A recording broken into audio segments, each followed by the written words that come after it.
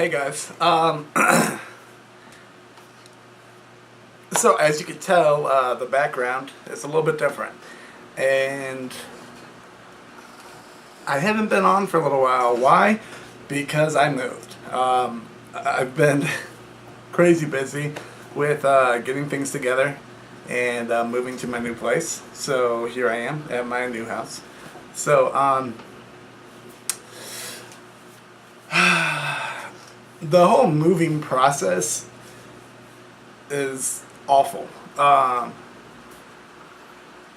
That's another thing. I gotta stop saying I was watching, kind of reviewing over a couple of my other vlogs, and I constantly said so I'm gonna really try and make a mental note not to say So okay. So I had a bunch of people that were, not a bunch, my sister and my brother-in-law were helping a whole bunch with me move in. A couple of my other friends were helping me move. Just the fact of packing things, I actually, when I first got here at my new place, I actually had, wait for it, 9 bleeds. 9. Like, I don't even know how that works. It's kind of like another so oh god, I'm done. But yeah, I had 9. I had bleeds in both of my ankles, both of my knees, my elbow, my shoulder, 2 of the knuckles on my toes.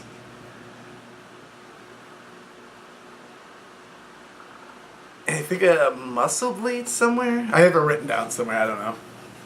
So, I was on prophylactic infusion for a good week and a half.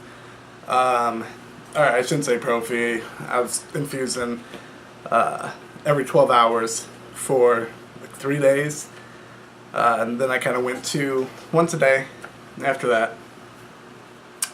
So, I'm good now. So, yay! Stop it. I don't know how many of you are big fans of The Walking Dead, but I am a massive fan of AMC's The Walking Dead. So the premiere was a couple weeks ago, and it was amazing, and it's on again tonight. So I cannot wait.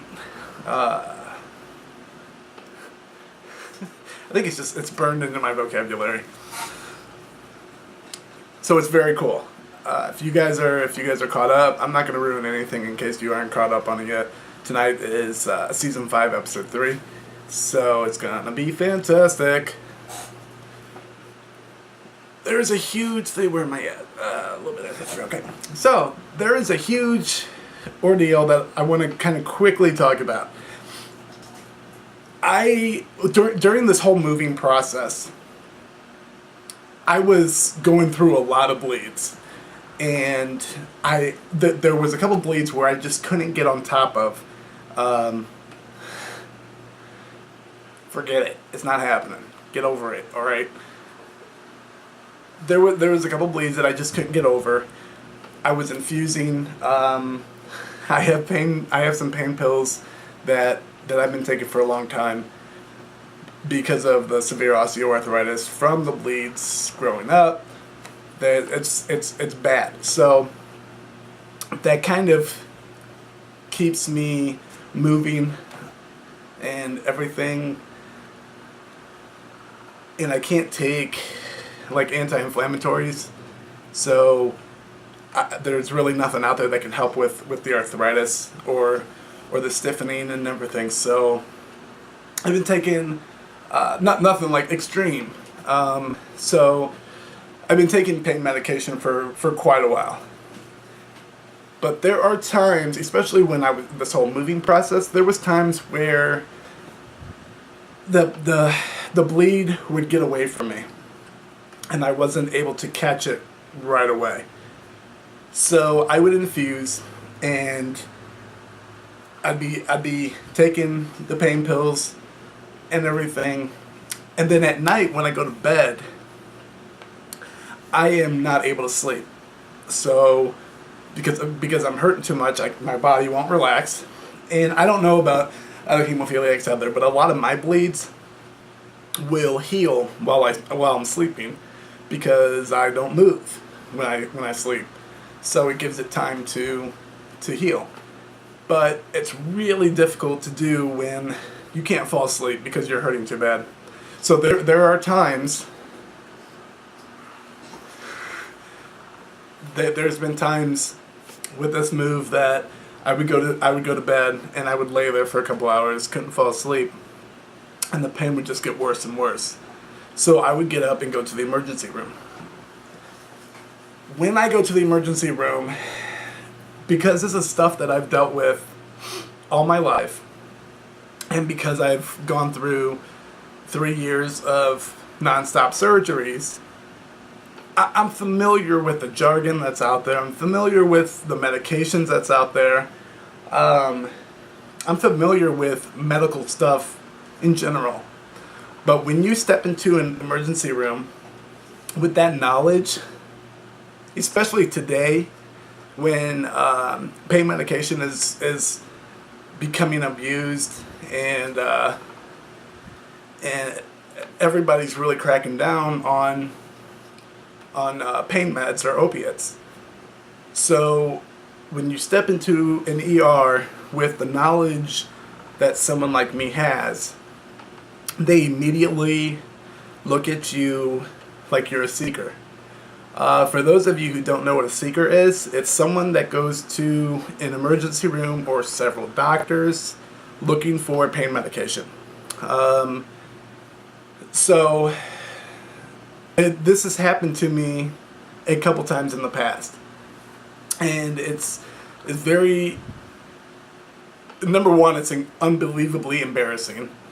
Number two, I'm sitting in the ER for 5+ hours in pain while they are figuring out and doing history checks and where I've been and trying to somehow prove that I am this seeker that they think I am. And it's even worse when you go to an ER that the doctors and the nurses don't have a lick of sense or a clue on what hemophilia is. I've had doctors ask me if I take pills to stop bleeding. It's just the most craziest thing, and it blows my mind that I understand hemophilia isn't cancer. It's not very widespread as a lot of the other diseases and disorders that's out there. But seriously, you're a doctor at an emergency room. You've got to know your shit, like for real. So this has happened a few times, and also, especially when I walk in, and most of the bleeds that I've had since moving was in my right knee, and when I walk in crutches, and from the outside, there's no physical damage. I'm not bleeding externally, so they see that as well, and because they can't physically see the bleed, even though the joint is swollen, it's warm, it's stiff, it doesn't click in their head that it's a bleed that's happening. So this last time that I went to the emergency room, I went in, I had a bleed in my knee. I went in, I'm going to give you kind of like the nutshell version of it. I went in, the doctor came in, I told him that I had a bleed in my knee. He said, well, let's get x-rays. I said, it's not broken. He said, well, how do you know it's not broken? Because I've had so many bleeds in my knee, I know what a knee bleed feels like, and I didn't hit it hard enough to break my knee. He's like, so you could tell when your knee's bleeding? It's like, yeah. He's like, well, how do you know it's not broken? Because I just told you I've had several of them in my lifetime. So I know when it's just a bleed. It's like, okay. So the biggest thing, I told him, I said, whenever I come into an ER, which is not like every week. This is like over a good amount of time. I said, when I go to an ER, they give me a shot of morphine. I go home, I go to sleep, and wake up the next day, and I'm better. Not like, oh yeah, I'm all better, but the bleed is at least, I have it under control. But because it's hurting so much at that moment, I can't fall asleep, so therefore I can't get it to heal. So because I told this doctor that I was there to get, I was there for a shot of morphine, he went back and looked, I guess, at my history. He comes back in and he says, you have pain medication at home.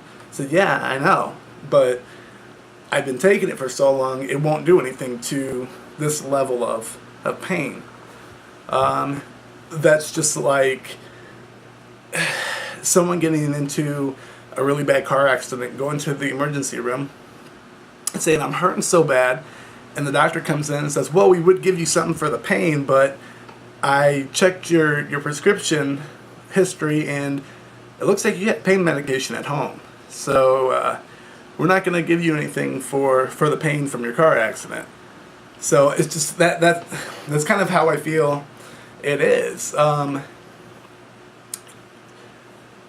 So not once did I ask for a prescription of anything.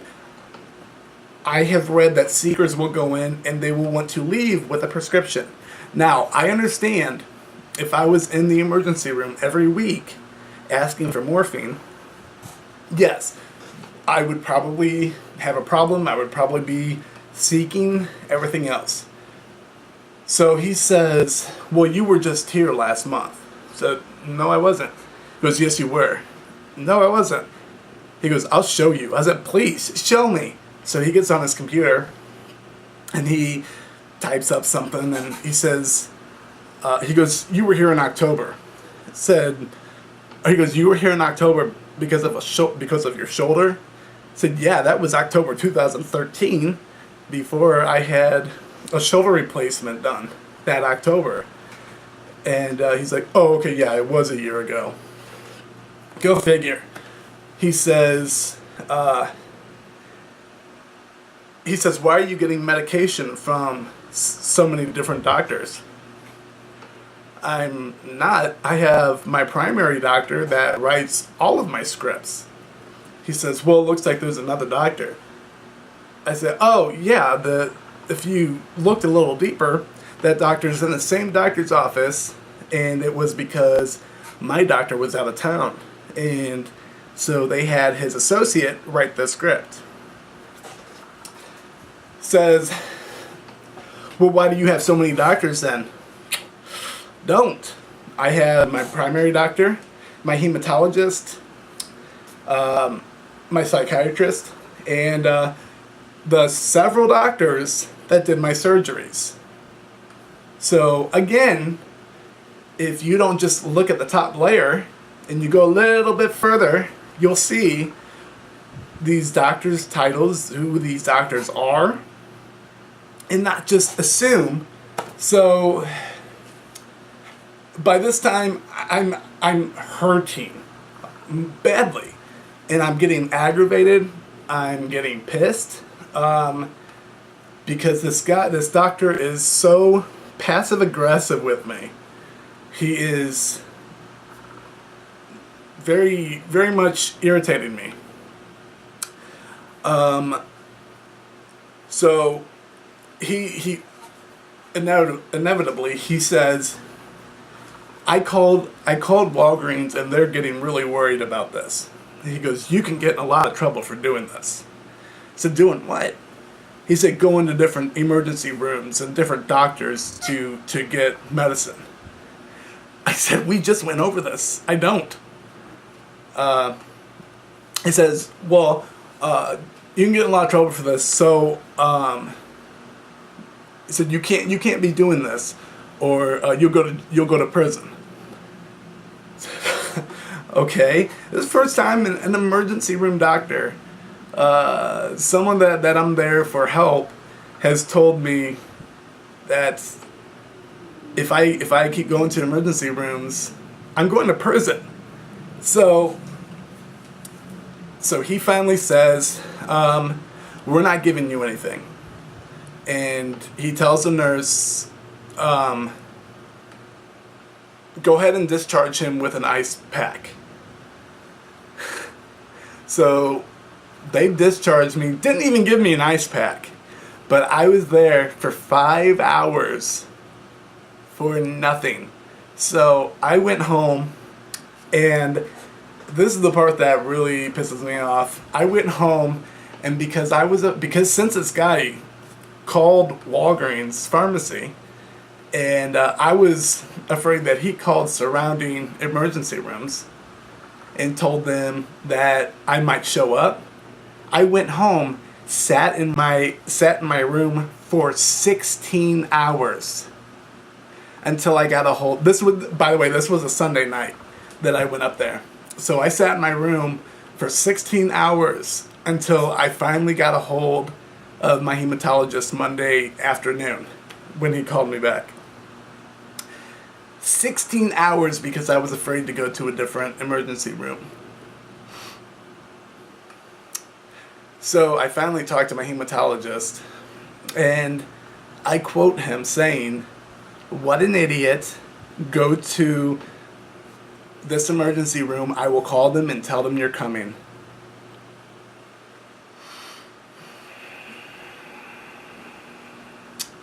So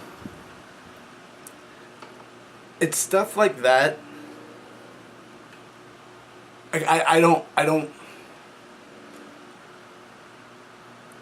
want other hemophiliacs to have to go through something like that, to where they are afraid to go to the emergency room because these doctors are scaring them.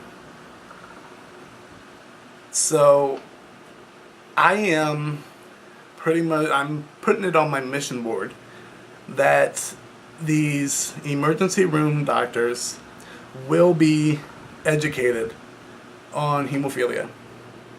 They will, even if I have to go hospital to hospital to hospital to drop off pamphlets with what hemophilia is. But that shit won't happen again. So my hematologist was nice enough. I asked him if he could write me a letter for because that wasn't going to be the last time. I will be going to the emergency room at some point again. So he wrote me a letter. He said, "Take this with you to the emergency room." He's like, "My numbers are on it." On the letter, it actually states what hemophilia is, how I have treated it, and that sometimes the pain gets too intense that I need something to nip it in the bud. Example, morphine or Dilaudid, something that is going to take the edge off that pain so I can go to sleep, or allows me to get a handle on the pain. Again, I don't need a prescription because I have prescriptions at my house. Never once have I ever asked for a prescription. It's just something to help me with the pain at that moment. I'm sorry. He also said we don't just give morphine to someone that comes in here. He said, like you coming in, that would be like me giving you morphine because you came in for a headache. So this came in and compared my knee bleed to someone having a headache. That irritated me. He said we give morphine to people with chronic illnesses. Duh. hemophilia is a very much a chronic illness or a chronic disorder. It's something that we are born with. It's something that we have to deal with our entire lives, which means it's chronic, which means it affects us. It is constant pain. So I actually got the chief of the director of the emergency room, and I'm actually going to be having a meeting with him because it's not over. I want this doctor to know the front side and the back side of hemophilia. Not for me, because I will never ever go to that hospital again. Promise you. But for, God forbid, another hemophiliac has to go to that hospital, and that doctor gets that hemophiliac, which again also leads me to being so afraid of getting into a car accident and I'm unconscious, even though I have my badge, my hemophilia dog tag on. That's a Walking Dead thing. No one knows that. Hold on. Hello? Okay, call you right back. I'm in the middle of a video blog. Want to say hi? Say hi. What? Oh, say hi again. Hi. Okay, I'll call you right back. Bye. Sorry. Again, if I get into a serious car accident, even though I have a badge on that says that I'm hemophiliac, that's just words, unless you know what it is. So if I am taken to a hospital like the one that I went to, and I am rushed into the emergency room and I'm unconscious, and the words cannot come out of my mouth saying I am a hemophiliac, I have a bleeding disorder, I have a clotting factor of less than 0.5%, they are going to start poking and prodding me, and they are going to cause more damage, because they will not be aware that I have a bleeding disorder. So that scares me, that they don't know how to deal with something like that. So it will be my mission to educate these people, these doctors, these nurses, what hemophilia is. So, wow, I have been really talking your ear off. I'm sorry. So, okay, I will let you go. That was the main deal. That's why I wanted to jump on here and do a quick video. Not even a quick video vlog, but a video vlog. Kind of getting you up to date on what's happening. So, I will talk to y'all soon. I'm going to go, actually I'm going to call my friend back, and then I have to go and start unpacking some more. Everybody have a great day. Again, if you have any other questions, oh my gosh. If you have any questions, comments, concerns, anything like that, feel free to hit me up. You know where to catch me. On Facebook, on YouTube, on WeBelieve.org. I'm kind of just floating everywhere, so you'll find me. Just look for The Missing Factor, and you'll pull me up. So, everybody have a fantastic day. Love y'all. God bless, and talk to you soon. Bye, guys.